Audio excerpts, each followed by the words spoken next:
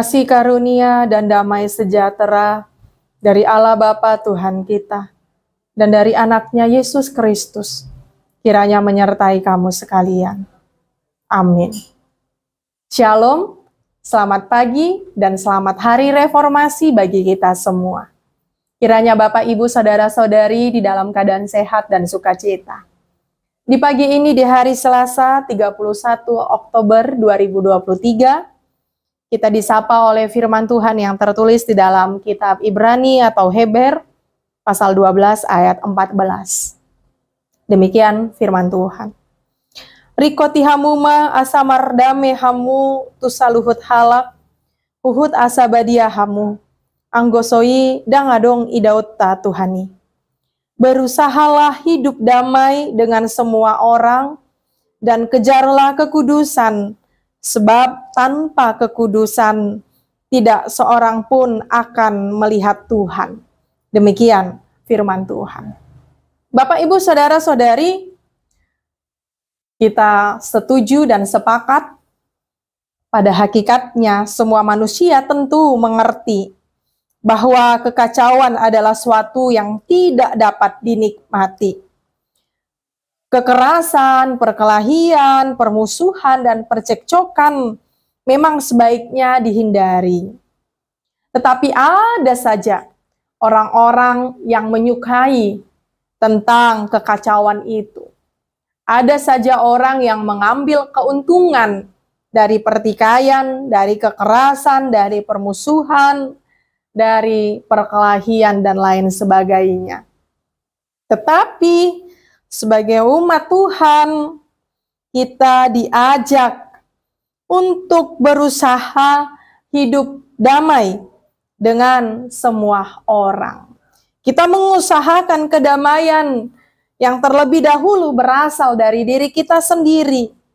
Lalu kita bawa kedamaian itu di tengah-tengah, baik tengah-tengah keluarga, baik di tengah-tengah masyarakat, dimanapun kita berada, dan terlebih di tengah-tengah gerejanya.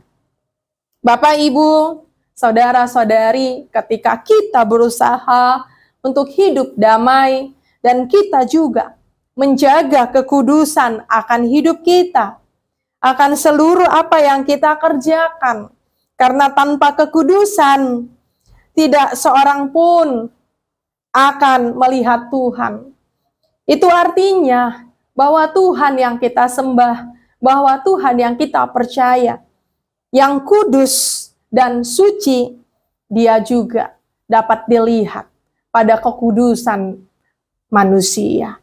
Tidak seorang pun dapat ataupun mampu melihat Tuhan dengan cacat bercelah, dengan keberdosaan, dengan kekacauan, tetapi setiap orang yang mengusahakan kedamaian tadi, setiap orang yang menjaga hidupnya agar tetap kudus di hadapan Tuhan, itulah yang dapat melihat Tuhan.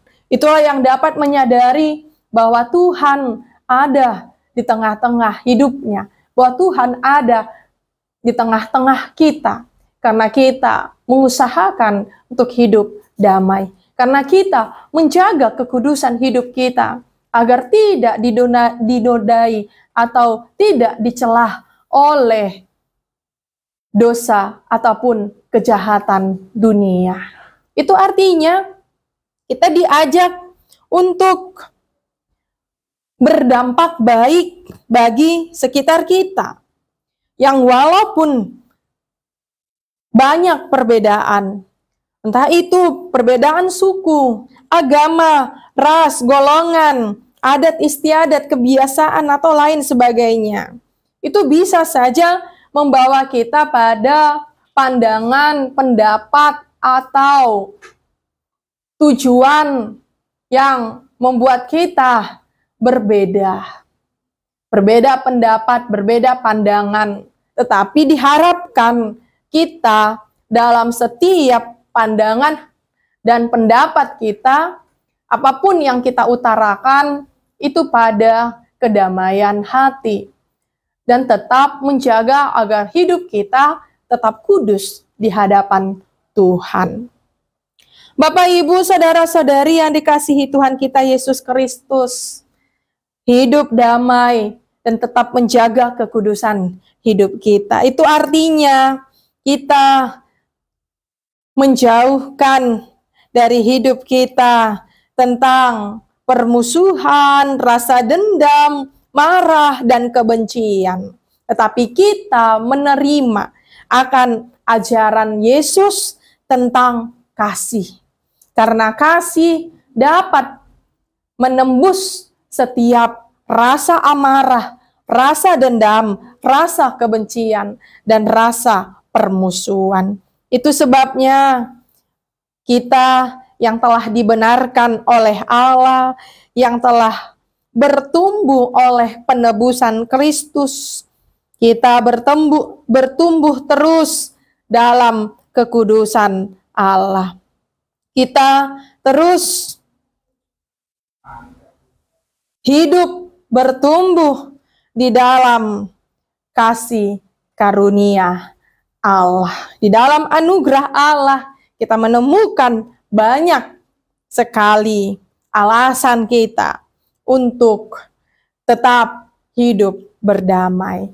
Karena hidup berdamai akan membuat hati kita tenang, hati kita damai, hati kita penuh sukacita, hati kita penuh semangat. Coba bayangkan Bapak Ibu, kalau dalam hati kita hanya ada amarah, kebencian, pertengkaran, pasti di dalam hati dan pikiran kita merencanakan segala sesuatu yang jahat.